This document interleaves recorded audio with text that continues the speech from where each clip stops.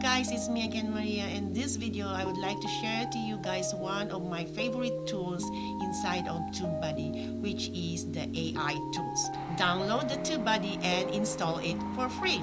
Let's do this. Alright, so now here we go. All you have to do is just to install it for free. So to do that, click install. And then you will see TubeBuddy here.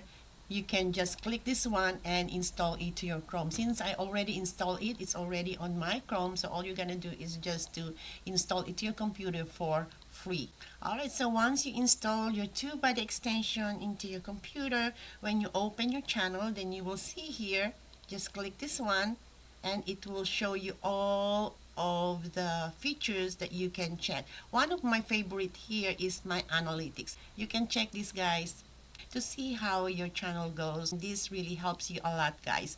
The best time to publish this is also one of my favorite.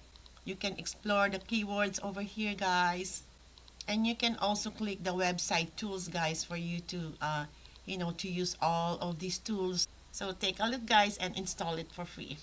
So when you create a suggested shorts, when you click that, we just wait for a second and it will give you some suggested shorts that you can create content for your channel.